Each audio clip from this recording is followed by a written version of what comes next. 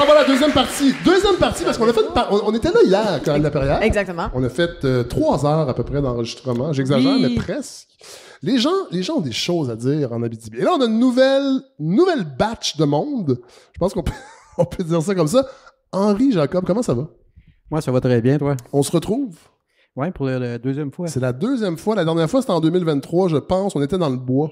On était dans l'école Piché-Lemoine, à Voilà. l'école buissonnière. Voilà. Tu venais de publier ton essai sur le caribou. Exactement. Comment ça va, le caribou? Ben, en fait, j'ai appris de mes amis Anishinaabe qu'il y avait une nouvelle naissance. Ça fait qu'on serait théoriquement rendu à 10. C'est ça? Oh, on fait ça un shower? Non, mais c'est-tu fou exceptionnel? Ben, l'année passée, il y en a eu un, mais comme les gardiens l'ont pas vu naître, il est décédé. Ah ouais, hein? OK. Là, ils l'ont vu naître. Ben, je sais pas qu'est-ce qui est arrivé. C'est bien mystérieux. Ils sont tombés dessus. OK. Ben, Bon. moi, je peux pas aller là parce que je suis des personnels non grata pour l'atelier. C'est vrai? Et tu as parlé de tes amis Anishinaabe. Tu as amené quelqu'un? Je me présente Ronald Brazo, puis je marche sur 2 noms. L'autre nom, c'est Réal. Ça, c'est une autre histoire Qu'on racontera la prochaine fois. Ouais, c'est trop long. Puis je travaille au département de ressources naturelles de la communauté Anishinaabe du Lac-Simon en tant que des consultations, tant que provinciales, fédérales. Ça, on touche la foresterie, les mines, l'environnement, puis tout ce qui est tributaire de changement de loi ou de règlement, tant du Québec. Autrement dit, quand il y a un impact sur le territoire, assujetti ou autre chose, ben là, il y a un mécanisme de déclenchement qui se fait. C'est la consultation. Puis là, ton cellulaire, il sonne dans ce temps-là.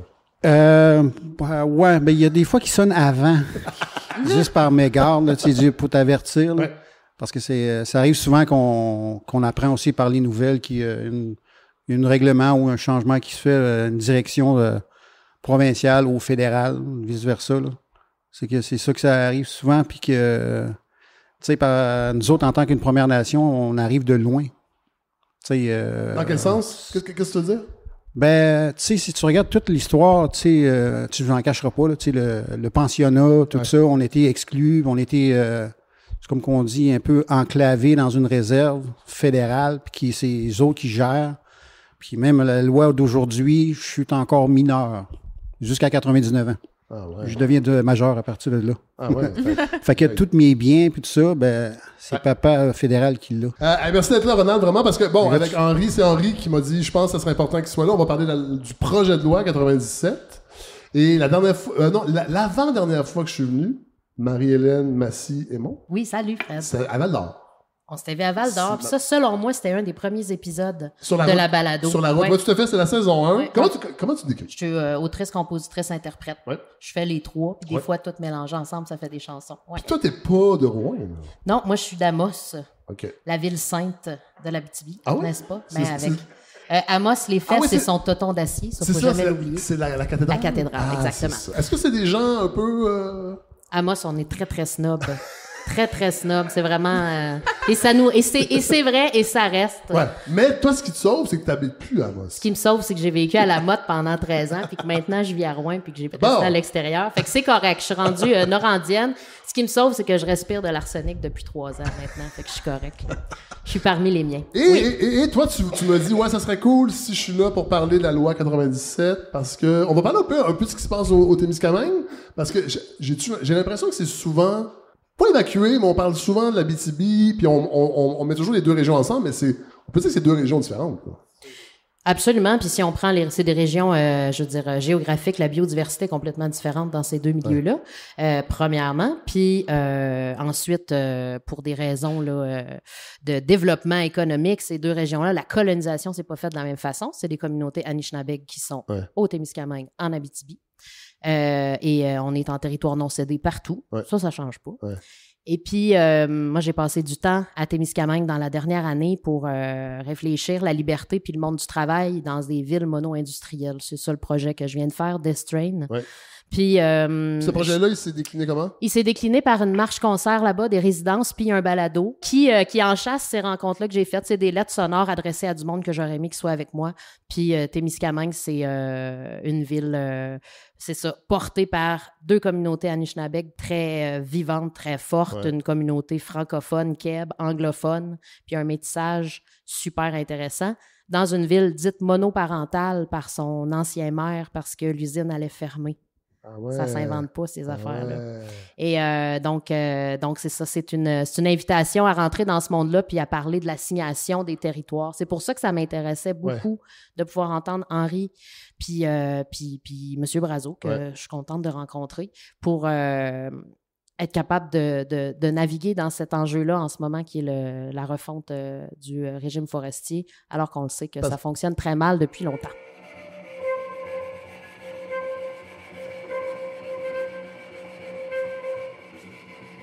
Comme ça faisait quoi travailler pour moi?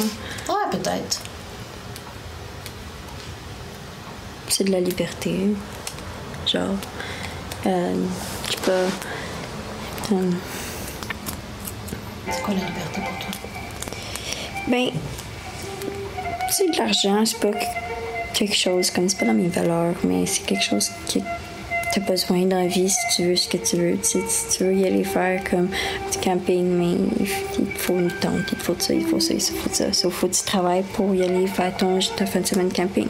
So, dans le fond, je me dis, il faut que tu travailles pour ce que tu veux dans la vie. So, comme, tu peux nécessairement avoir besoin d'une grosse job. Ben, en fait, on devrait recommencer juste parce que c'est notre 25e anniversaire à l'Action Boréale, puis on commence à interroger des gens sur ce qui s'est passé pour le monde dans les derniers 25 ans. Oui, il faut le dire, tu as cofondé l'Action Boréale. C'est en partie, oui, avec Richard. Okay.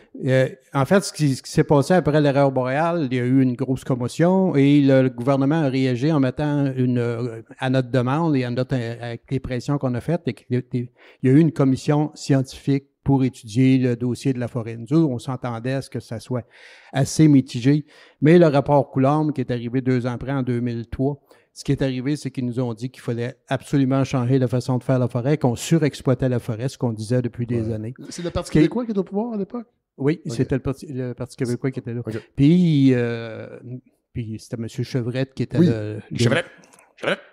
Qui était ministre. Puis il y a eu Jacques Brassard aussi. Les deux, en tout cas. Oui, Jacques Brassard qui a bien viré. Hein? Oui, les deux ont assez bien viré. Rapidement, après la commission Coulombe, on a eu une bonne résolution, c'était de faire de la foresterie écosystémique. Ce qui voulait dire qu'on devait s'inspirer des phénomènes naturels pour faire de l'aménagement forestier, ce qui était à la base de la foresterie en s'inspirant. Je saute les étapes. Ça a amené une nouvelle loi qui est en 2012, qui est arrivée avec ce principe-là, avec une diminution de 20% de supposément de récolte forestière. Vous avez écouté? Ben, en partie, ils nous ont écoutés parce que malheureusement pour la population, c'est ce qu'on prétendait qui se passait, c'était ça que la commission Coulombe est arrivée aux mêmes conclusions. Il y a eu ce changement-là, mais ça a été beaucoup plus cosmétique. Le gouvernement a mis les mots, ils ont mis l'approche écosystémique, mais en fin de compte, ils ont été très, très difficiles, ils ont très, très peu changé. Ce qui puis naturellement, la situation, ça continue à se dégrader pour arriver rapidement après 25 ans, ce qui s'est passé en fin d'année dernière et au début de l'année. La mise en place d'un projet de loi, le projet de loi 97, qui se veut, d'après la ministre, une modernisation du régime forestier.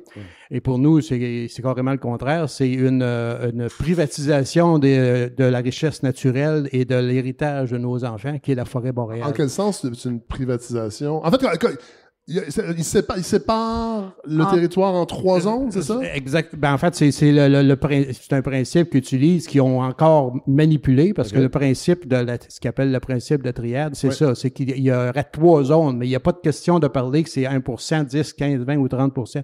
Mais la ministre, dans son projet de loi, a dit on va prendre 30%, plus de 30%, et la redonner carrément aux compagnies, où tu n'auras plus le droit de proposer d'air protégé, où tu n'auras plus le droit de faire toute autre activité qui pourrait nuire à la récolte forestière.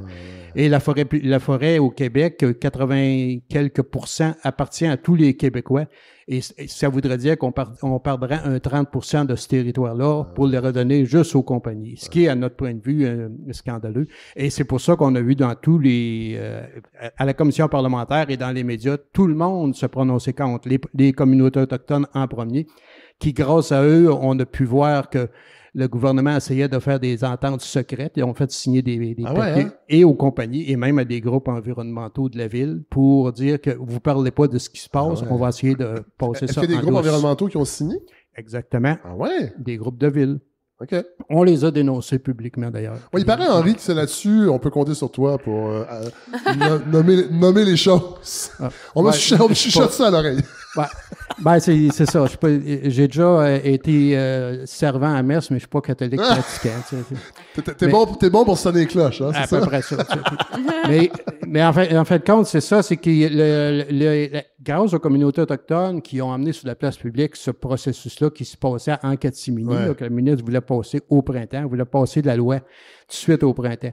Là, on a eu connaissance et là, le monde se sont mis à se réveiller, s'apercevoir que ça n'avait pas de bon sens. Et là, on a sorti l'information. Oui, puis c'est grâce au blocus, en fait, autochtone en ce moment qu'on l'a pas eu sous Bayon, là. Cette loi-là, elle aurait pu passer maintenant, là. En grande, c'est ça, c'est qu'on a su publiquement. On ne sait pas s'il l'aurait passé sur le baillon, parce que ce qui nous étonne Connaissant aussi, la CAQ.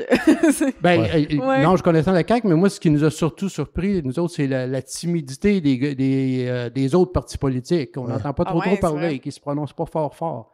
On était en commission parlementaire. Mais à l'époque, c'est que le PLQ avait pas de chef.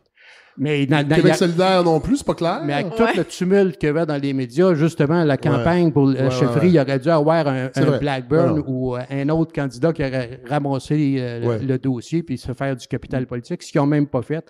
Ni le PQ, ni rien.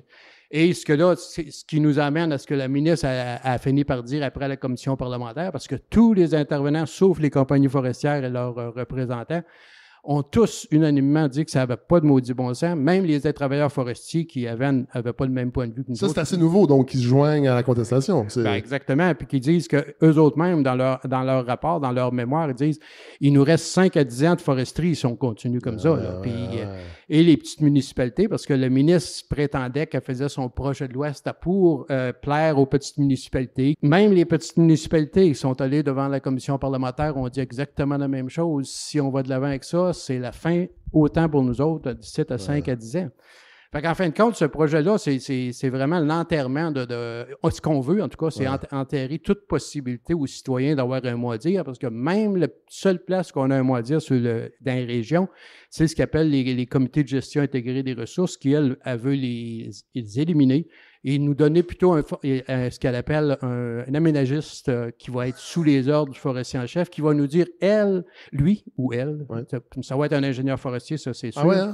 Absolument. Il n'y a pas d'ingénieur forestière? Oui, il doit être ingénieur, un ou une ingénieure, c'est mieux. Ça se peut. Mais il y a des grosses chances que ce soit... Pour faire le job, ils vont prendre un homme parce que c'est... là, je me prononce peut-être un peu... Cette personne-là va avoir étudié en génie forestier. Oui, voilà. Elle va être allée dans le bois quelques fois, mais... Mais c'est surtout qu'il va être sous les ordres du forestier en chef et qu'il va nous dire où on va faire de l'investissement, donc où on va mettre le 30 %. Ce qui va faire en sorte, si on regarde une région comme l'Abitibi, qu'il va y avoir un 33 % à peu près qui va être réservé à la foresterie, un autre 33 % qui va servir à ce qu'on fait du multi-usage, dont l'industrie forestière va encore être maître de tout ce qui s'appelle forestier dessus. Du multi-usage, ça veut dire quoi? Attends, le multi-usage, c'est quoi? Ça veut dire que tu peux faire du camping, ça veut dire que tu peux faire de la CEPAC, villégiature, la pourvoirie, la pêche, pourvoirie, etc., qu'il va y avoir sur un 30 %.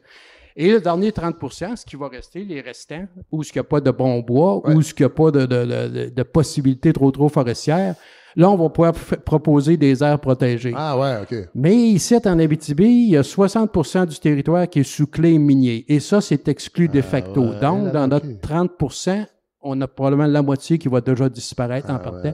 Puis on va enlever les terres agricoles, puis on va enlever les municipalités. Ce qui va nous rester, c'est probablement quelques marais, swamps. Et on veut en garder, mais pas juste de ça. Mais c'est là c'est ça que nous réserve le projet de loi 97, c'est nous dire maintenant, vous autres avez plus d'affaires dans le bois, là, vous êtes ici pour vider la forêt, puis après ça, bye-bye, c'est fini. Ronald Brazo?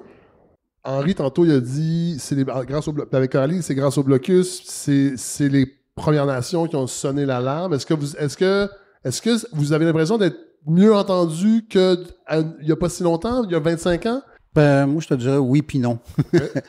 Premièrement, c'est qu'on arrive de loin, si on regarde historiquement, la crise d'Oka, Puis ici, en 2002, on a eu une crise, nous autres, les Algonquins, la crise du Twin, la fameuse crise là, qui a eu beaucoup d'aberrations, de coupes. C'était vraiment des grosses coupes. Là. C'est pas comme aujourd'hui, les petits genres de petits coupes mosaïques. Là.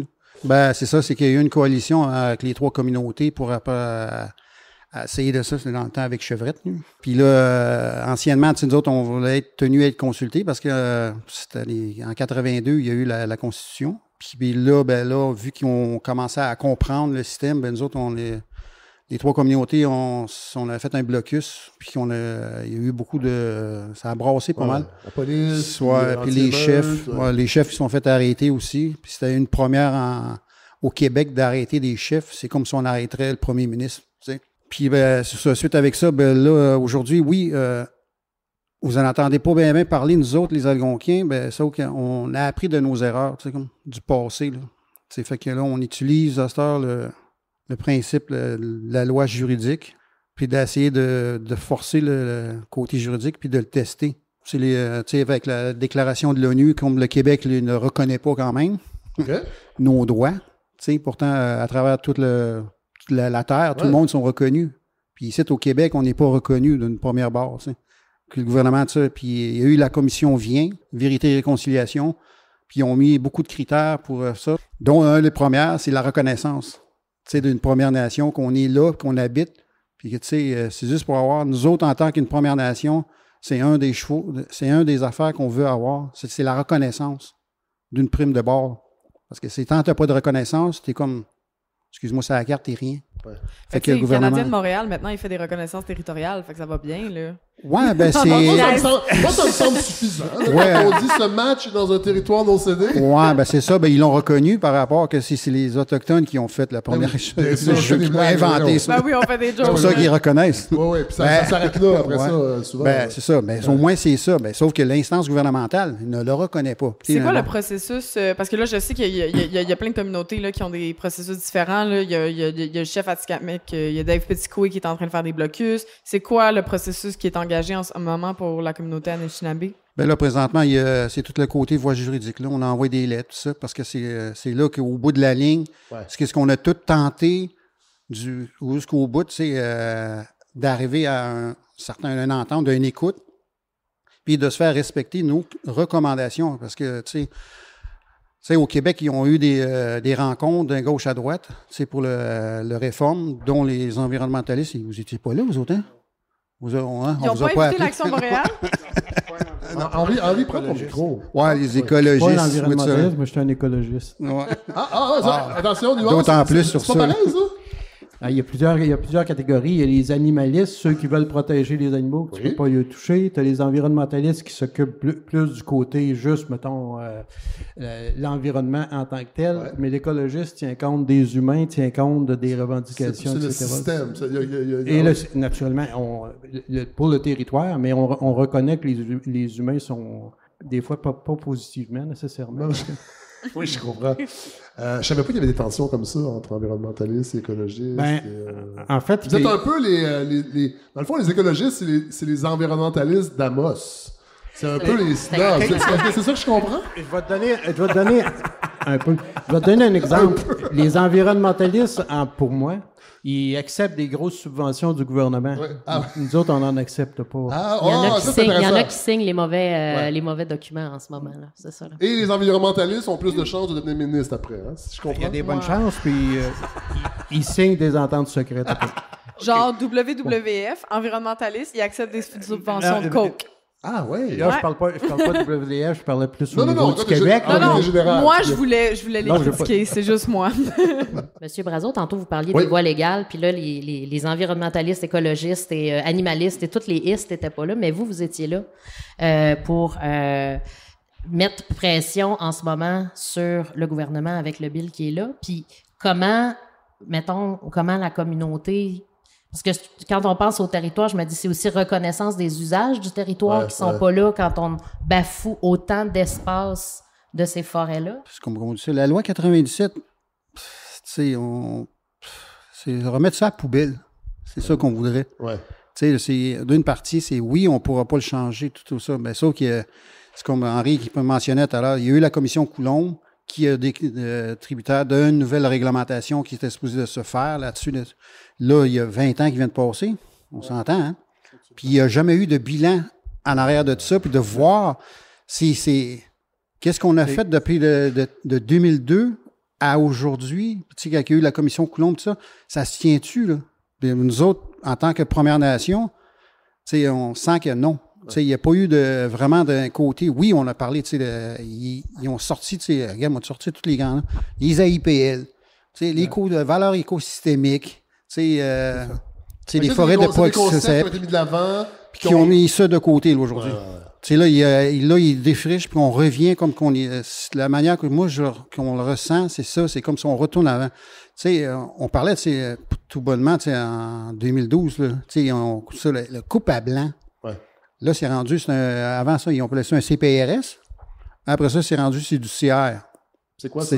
C'est la même chose, mais on change le terme? C'est le terme, il change seulement, puis qu'on revient. Tu sais, il y a des choses que c'est vraiment, tu sais, comme on dit souvent, tu sais, ils changent d'acronyme pour remélanger un peu, rebrasser à marbre. Mais les pratiques ne changent pas. C'est ça. Les pratiques à l'intérieur, ça ne change pas. Moi, j'ai vu des travailleurs forestiers, justement, là, un de leurs arguments, c'est ça n'existe plus, la coupe à blanc. On fait plus ça, de la coupe à blanc. Est-ce que tu peux nous confirmer que c'est pas vrai? Ou ça existe plus? Ben, c'est qui voudrait se promener dans les airs? Allez vous promener dans les airs, vous allez le voir. En fait, la définition d'une CPRS, une coupe avec protection de régénération et des sols, c'est une coupe totale et tu dis aux machines de passer tout le temps dans le même sentier à intervalles réguliers et que tu laisses supposément laisser quelques petits arbres qui vont être là. Mais quand tu vas sur le terrain puis tu vois une coupe à blanc, c'est dans la définition, c'est une coupe totale. La seule différence, c'est que tu ne dis pas aux machines de passer tout le temps dans les mêmes sentiers. Et même cette catégorie-là, que tu fais passer tout le temps dans les mêmes sentiers, ça crée un autre problème, des fois, qui est plus grave, parce que ta machine qui pèse 25, 30 tonnes, elle fait des orniérages qui creusent le sol et que, naturellement, tout le drainage est défait. Fait que c'est même pas... On ne dit pas qu'il ne faut pas qu'il y en ait, mais il ne faudra pas que ça soit fait en général à grandeur. Et c'est ça, c'est 80% des coupes, et plus, c'est des coupes totales. Oui, parce que là, on veut rassurer les gens qui pensent... Il y a l'autre chose aussi. Vas-y, Ronald. T'sais, une fois qu'on a fait le CPRS, tout ça, là, qu'on a fait passer, bon, là, on retourne la machine, on va faire la remise en production. Fait que la scarifieuse, lui, il va passer ça n'importe où ce qu'il veut. Ça fait qu'il rebrasse. La scarifieuse, c'est ce qui va permettre aux planteurs d'arbres, après, de planter de suivre dans la des ligne. sillons, de suivre une ligne. Elle fait une cicatrice. Oui, elle relève la terre, puis elle t'amène au sol nu. En fait, c'est comme... Hey, on parle de machine, hein? Il faut. Ben oui, on veut comprendre, exact. nous, les Montréalais. C'est comme labourer un champ, c'est exactement ça. Bon. Tu laboures le territoire qui reste, puis après ça, tu dis, tu vois. Puis il y a une chose aussi dans le projet de loi que le monde n'a peut-être pas vu, c'est que quand on dit qu'on va mettre 33% du territoire pour l'industrie, en théorie, après ça, tu veux faire de l'intensification, il faudrait que tu fasses des plantations. Mais au Québec, malgré toutes les ententes, toutes les consultations qu'on a faites avec les scientifiques et les économistes nous disent que dans le meilleur cas, avec des budgets qu'on triplerait pour la forêt, on pourrait même pas se rendre à 5% du territoire. Autrement dit, ce que le gouvernement fait avec son 30%, c'est de cibler les 30% du territoire et essayer de le récolter au plus sacrant. Puis après ça, oublie ça, là. Puis d'ailleurs, on a rencontré un banquier qui, lui, c'est pas Mike Carney, j'espère? Non, mais lui, ce qu'il faisait, c'est que c'est lui qui analysait les demandes de prêts pour les machines forestières. Ouais. On l'a rencontré, ce spécialiste-là, il a fait ça toute sa vie, là, il est à la retraite, puis il nous dit qu'aujourd'hui, il n'y a pas une banque qui va prêter à un gars qui veut s'acheter une machine pour aller sur le terrain. Il va falloir parce que elle te coûte 1 point quelques millions, ta machine, puis il n'y a pas personne qui est capable de payer ça parce qu'il y aura jamais assez de territoire pour être capable de payer. Fait que c'est même pas des bonnes redevances. Économiquement, ça se peut pas. D'ailleurs, les travailleurs forestiers, ils se font carrément, puis quand il n'y a pas de micro, ils vont te le dire. Eux autres, ils sont vraiment on parle du travailleur, celui qui est sur la machine, puis les contracteurs, parce que les machines appartiennent à des privés et ils n'appartiennent plus aux compagnies. Et tout le problème... Ils ont sous-traité ça, quoi? C'est tout des sous-traitances. Et d'ailleurs, on a rencontré la compagnie qui faisait la récolte dans le coin de Sainte-Terre, la compagnie Résolue, pas la nommer, faut pas le dire, le nom. Puis, je vais la changer au montage. On lui a posé la question, il y a eu un grand feu qui a brûlé votre territoire. On a dit, vous autres, qu'est-ce que ça fait? Il dit, nous autres, ça nous touchera pas parce que nous autres, on paye le bois quand il rentre dans le cours. Donc, le problème, c'est le travailleur forestier. Ça reste sur le terrain. Stéphane Lefebvre, le président syndical à Témiscamingue, à qui j'ai parlé avant de venir aujourd'hui, me faisait voir cette chose-là que j'avais complètement passée en dessous du radar, c'est que pendant la pandémie, au début de la pandémie, les usines forestières sont jugées comme service essentiel. Ils continuent à rouler. Ouais. Il arrive un moment où c'est plus ça, puis pendant ces années de pandémie-là, les gouvernements fédéraux provinciaux n'investissent absolument pas dans une refonte de l'industrie forestière, même dans les usines. Et là, on assiste aujourd'hui à, dans les dernières années, il y a des milliers de travailleurs qui sont mis à pied partout au Canada, mais des pays comme des pays d'Amérique du Sud vont réinvestir dans une manière de concevoir leur foresterie autrement dans les dernières années. Ici, c'est pas le cas. Ouais. Puis je me rappelle, il y a 25 ans, il me semble que c'est dans le film, dans l'Erreur boréale, où il y a cette réflexion-là sur mais qu'est-ce qu'on fait de notre forêt aussi en termes de produits, puis comment ces produits-là peuvent servir les gens, la population, parce que et là, ben, on continue. C'est juste un exemple de plus pour dire à quel point on est à côté de la plaque au niveau des ressources, de ce qui est la matière de ce territoire-là, qui comprend aussi les humains, évidemment, les mines puis la forêt. Oui, parce qu'hier, on avait Geneviève Belland qui est venue parler de tout son travail sur l'acceptabilité sociale des projets miniers. Puis, tu sais, elle disait, on n'est pas contre, on veut juste que ça se fasse intelligemment. Puis, je le répète parce qu'il y a des gens qui vont peut-être tomber sur des extraits de cet épisode-là, puis ils vont faire, bon, encore des gauchistes qui sont contre l'économie, puis c'est pas ça l'idée, là, c'est de faire ça. Mais il est un peu trop tard pour être pour, par exemple. C'est ça le problème. Tu sais. Il est tard pour être pour quelque chose qui continue à mal se faire. Ça fait 100 ans que ça se fait mal. Et la foresterie et les mines. Là, on est dans, on sort du bill actuel, mais on est dans ces enjeux-là de ça continue à se faire mal et pourquoi on le fait encore.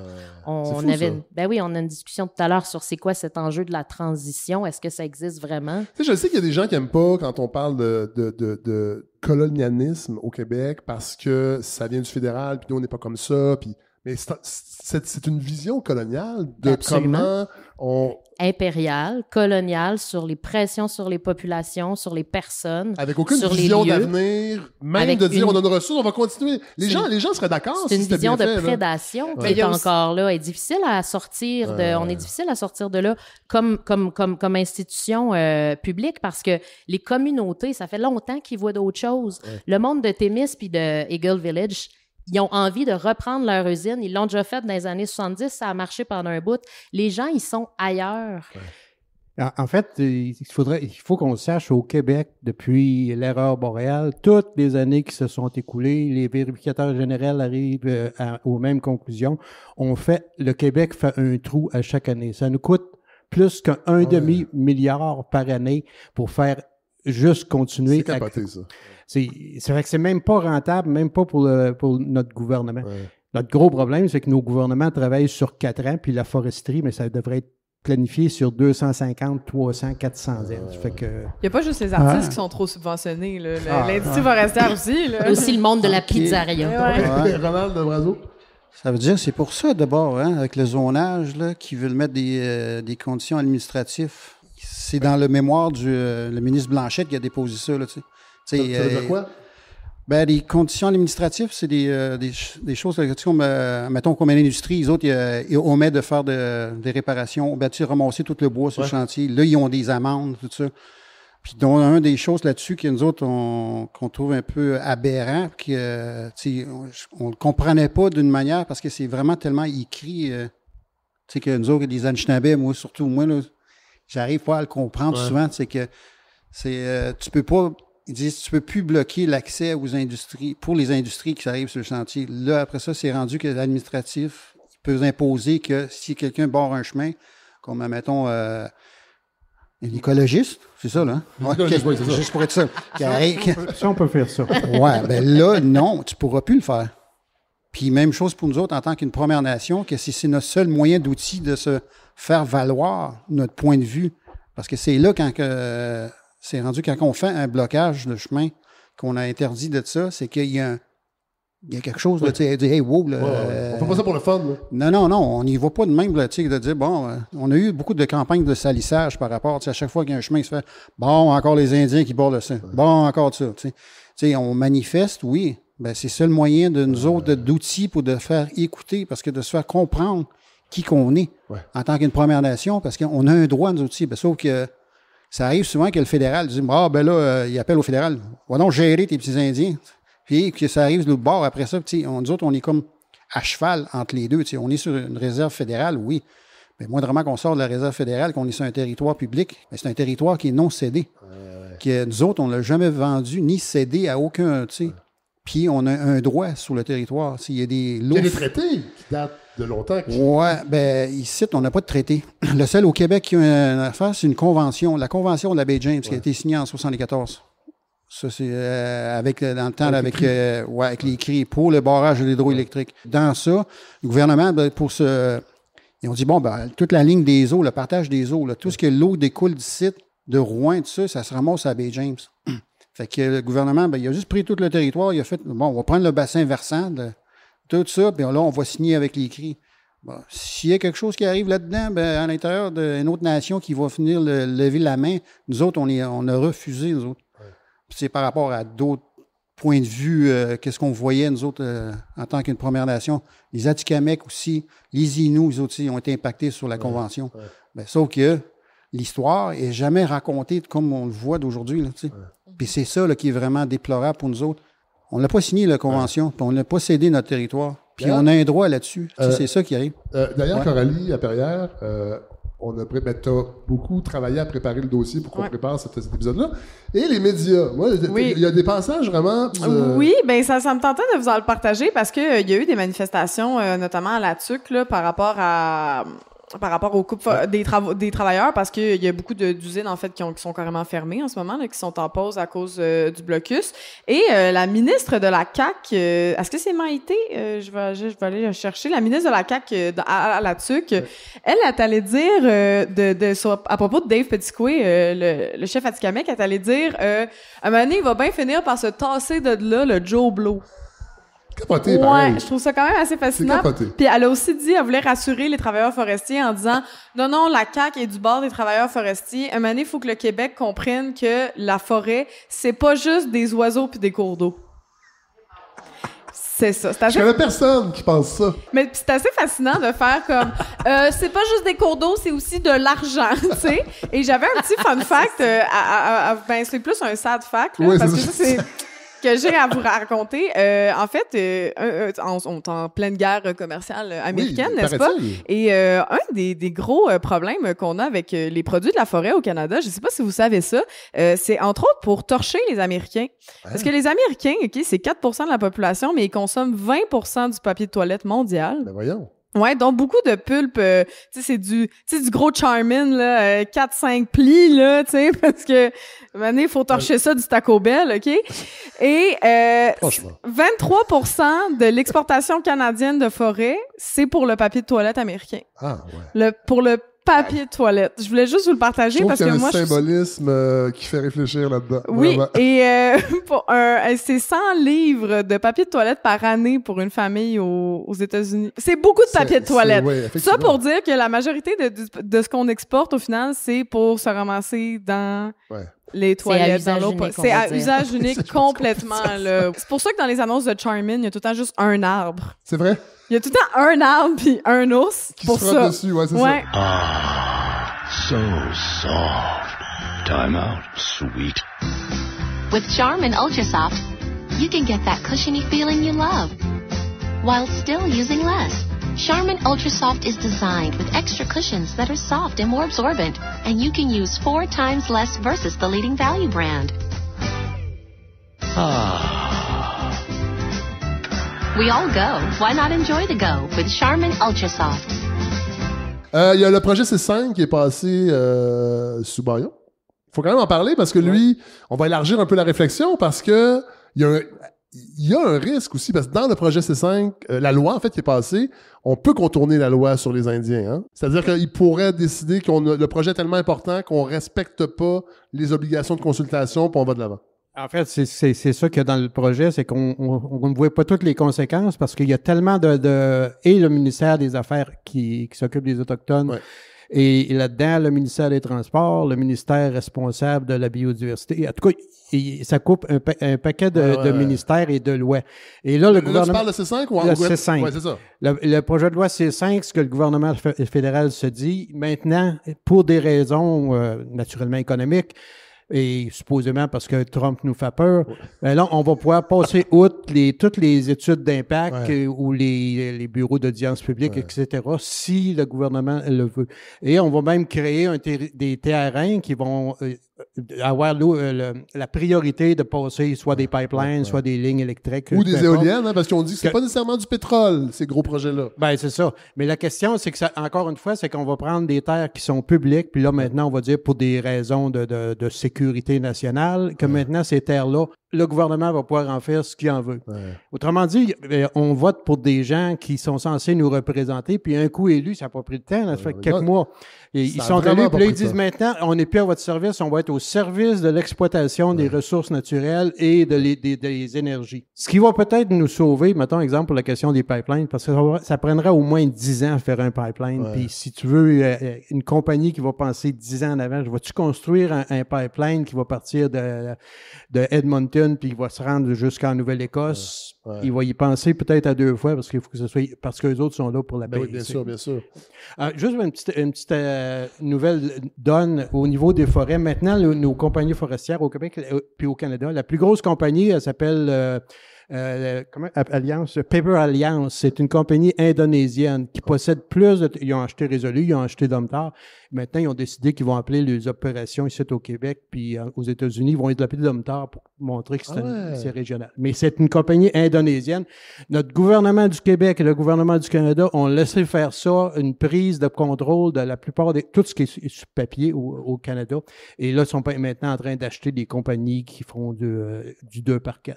Fait que le gouvernement nationaliste de la CAQ a laissé faire ça. Oui, puis imagine-toi maintenant qu'on veut être indépendant, mais on va être indépendant de quoi quand on ne possède plus rien, tu sais, ça fait pas... Philippe Couillard, en arrivant au pouvoir, c'est quoi, c'est 2014 ou 16, si je me souviens bien, c'est le moment où Tembec, l'entreprise, où le fleuron de Témiscamingue va être mis en vente et devenir à des mains américaines complètement, parce que c'était déjà en bourse depuis longtemps. Puis Couillard va dire... Qu'est-ce qu'on peut faire quand 2 conseils d'administration s'entendent et sont d'accord? Et c'est un de ses premiers gestes politiques. Mais tu sais, ça me fait rire. T'es premier ministre. Bonjour, bienvenue. Tu sais, on s'attend à quelque chose. On veut quelque chose de vous, même si j'ai pas voté pour vous. Vous me représentez. Puis on est dans ces... Je trouve qu'on reste constamment sur place dans ces enjeux-là où le pouvoir que les politiciens que les politiciens se dotent est absolument abscon par rapport à tout ce qu'ils pourraient faire. T'sais. Moi, je trouve que ça va au-delà de tu sais, Henri, tu disais, ben c'est parce qu'ils pensent aux 4 ans. Moi, je pense que c'est plus profond que ça. On en parlait tantôt avec JP. Tu sais, c'est qui, JP? JP, c'est le gars qui est assis là-bas. Mais mettons qu'on est à la radio, puis les gens, ils voient pas JP. JP est assis au fond là-bas, puis on avait une discussion intéressante ce matin sur l'idée que l'aristocratie, là, à un moment donné, ça existait plus. Non, c'est ça. C'était fini. Ce qui existe encore, c'est des assignations, des lieux qui sont donnés pour être jetés ou jetables, puis il y a des vies qui sont jetées, jetables aussi. Je pense à Marco Armiero, super intéressant, un historien napolitain qui écrit sur l'idée du poubelle-ocène, donc des lieux puis des récits qui construisent un monde toxique, puis à Rouen, on est là-dessus à fond. Mais je pense que la forêt, des lieux d'extraction le sont, mais c'est pas vrai, non seulement c'est pas vrai qu'on est égaux puis on le sait, mais quand tu nais quelque part, ça dit aussi le genre de vie que tu peux avoir. Puis c'est là où je fais le lien, tu parles de lutte de classe, mais je fais le lien avec cette idée-là de t'étais aristocrate, t'allais le rester, t'étais pauvre, t'allais le rester. Mais là, c'est de se dire, ben, c'est capacité à vivre selon les ressources telles qu'elles sont là, puis avoir une vie où tu pourrais construire quelque chose qui te laisse en accord avec le monde, avec la ressource telle qu'elle est là. Ces choses-là sont vraiment de plus en plus, sont complètement évacuer Tout à fait. de régions ressources. Moi, j'ai envie d'ajouter, vu qu'on est dans les liens, là, pour le fun fact. Encore là, c'est pas un fun fact, c'est Ouais. un sad fact. À Wet'suwet'en, quand il y a eu le combat à Wet'suwet'en contre le pipeline, la police qui a été déployée, il n'y a pas juste la police, il y a aussi des services de sécurité privés qui ont été développés. Et ça, ces services de sécurité privés-là, ils ont été formés où? En Israël. Donc, fait que tout est dans tout. Fait qu'en plus, les empires coloniaux se donnent des petits tricks de comment déplacer dans le fond. C'est des échanges de services. Exactement. Fait que tout est dans tout. Bon, là, le temps file.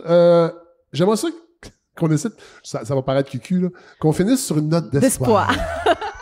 Pour vrai, est-ce qu'on est condamné?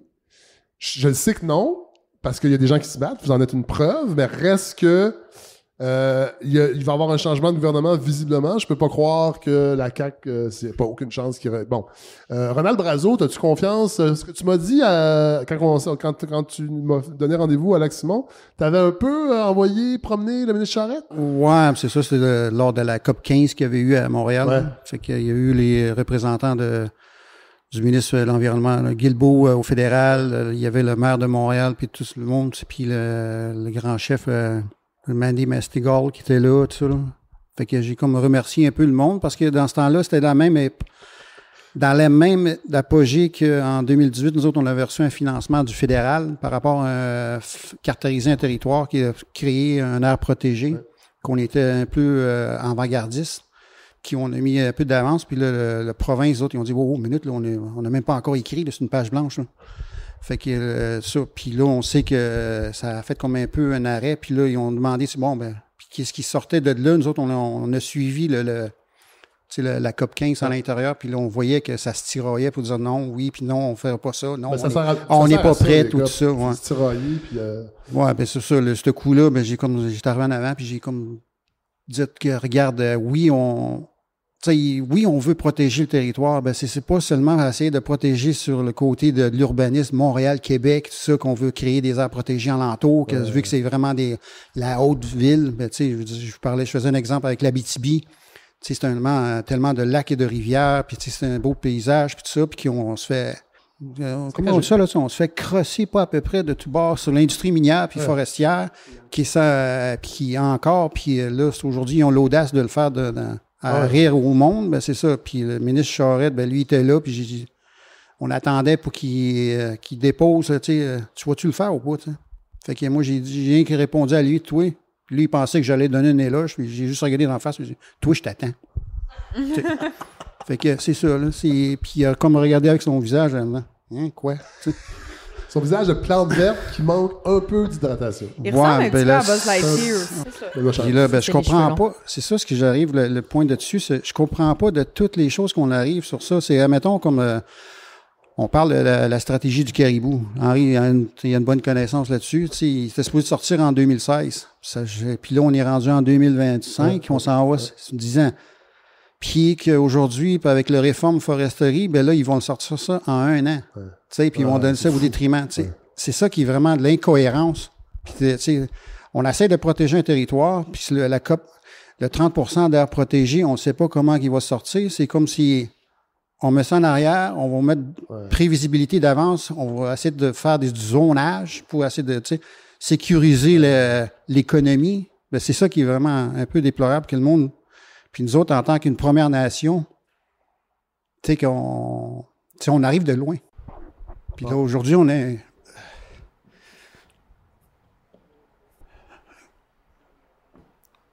on a une parole.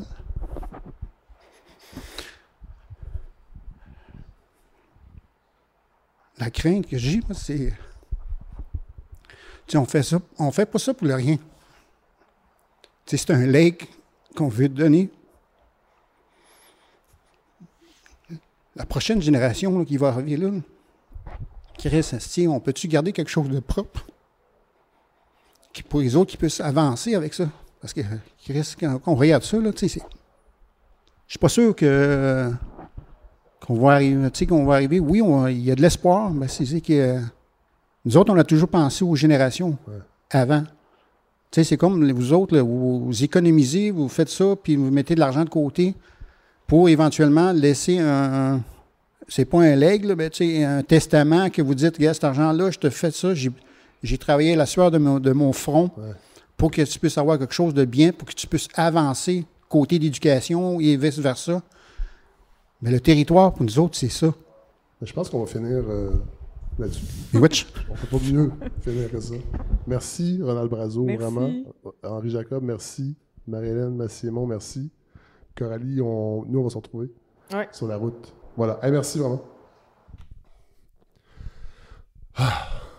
Voilà ce qui conclut cette saison 7, ce 39e épisode. Merci d'avoir été avec moi, d'avoir été là tout au long de cette saison assez folle, je m'en rends compte, parce que dans ma tête, je suis déjà un peu en vacances, là, je décompte, et ça a été toute une saison. Alors, merci à tous ceux et celles. En fait, je vais commencer par cet épisode-ci. Merci donc à Marie-Noël Blais, à Rosalie Chartier-Lacombe, Camille Dallaire, à Geneviève Bélan, Paul-Antoine Martel, Gabriel Isaguerre-Falardeau, Philippe Marquis, Marie-Hélène Massiémon, Henri Jacob, Ronald Brazo. Merci à toutes ces personnes qui ont eu la générosité de venir s'asseoir derrière mes micros pour nous parler de ce qui les anime. C'était vraiment inspirant. Merci à la gang du Pixel Plan B qui nous ont accueillis. Merci à la Régis qui était à la captation. J'ai hâte de recevoir tout ça. Je vais peut-être en mettre des extraits, bien sûr, sur les réseaux sociaux. Merci à l'organisation du Festival d'humour émergent. Merci pour la portion podcast, parce que vraiment, j'ai eu carte blanche complètement. Et merci aussi pour nous avoir invités pour Le Vieil Homme et la Mer. Vous allez entendre parler de ce spectacle parce que ça s'est bien passé.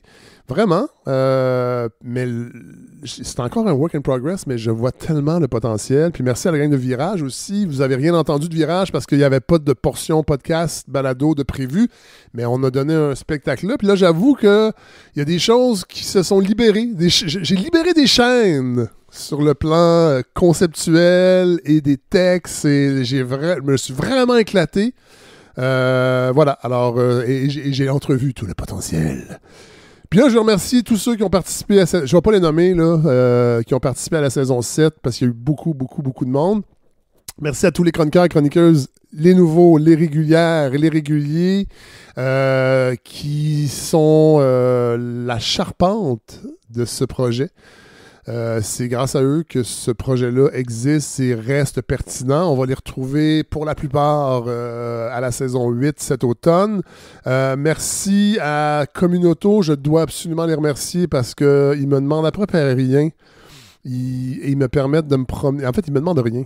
C'est à peine si j'en parle. Je trouve toujours que j'en parle pas assez. Mais en même temps... on veut pas écœurer le monde. Mais merci parce que j'ai tellement fait de kilomètres cette saison grâce à eux. Puis ça fait une différence dans un projet comme le mien qui n'a aucune subvention, qui a quelques petits partenariats à gauche et à droite avec les revues, les magazines, oui. Mais sinon, qui a besoin de partenariats comme Communauto parce que sinon, ça plomberait le budget. Ou en fait, ça m'empêcherait simplement de me déplacer. Puis je pense qu'on serait perdant. En tout cas, moi je serais perdant comme producteur d'une balado qui veut justement sortir un peu de Montréal et aller à la rencontre de ce qui se fait de plus pertinent au Québec. Alors merci à Communauto d'être encore là. Ils sont là depuis le début, ils sont là depuis 2019. Et je les remercie vraiment énormément. N'oubliez pas de vous abonner à l'infolettre parce que, par exemple, je vais envoyer cette semaine, qui sera vraiment mon dernier geste de travail professionnel avant les vacances, la déclaration que Paul-Antoine Martel a abordée dans son segment sur l'itinérance, entre autres. On va pouvoir mettre des liens avec ce qu'on a entendu dans les épisodes et aussi dans les derniers. On s'abonne à On a fait nos recherches cet été, là, pendant les vacances. Si ça vous tente de ne pas être dans les épisodes légers de podcast, allez vous abonner à On a fait nos recherches. Je vais mettre un autre épisode en ligne. Là. Ça fait partie de mes dernières tâches de vacances sur l'innovation, entre autres. Mais c'est un projet qui est vraiment important pour l'existence de la balado de Fred Savard aussi.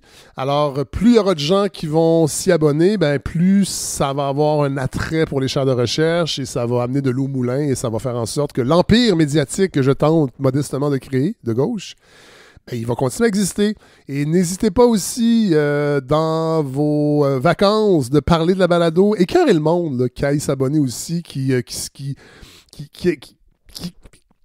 qu'ils aient accès à un contenu différent, de gauche, mais intelligent aussi. Un n'empêche pas l'autre, bien sûr, mais j'ai pas l'impression que ce n'est qu'un podcast de gauche, mais peut-être que je me trompe. Peut-être que je suis brûlé. Peut-être que les vacances sont beaucoup plus... s'imposent plus que je pense. Voilà. Alors, on va terminer en musique avec un projet de Marie-Hélène Massy-Aymon qu'on a entendu donc dans cette deuxième partie. D'ailleurs, je vous invite à vous abonner à son podcast This Train. D'ailleurs, tantôt, j'ai mis un épisode, un extrait de l'épisode 1, Lettre à Dali Giroux. Ça aussi, je vais mettre les références dans les follettes.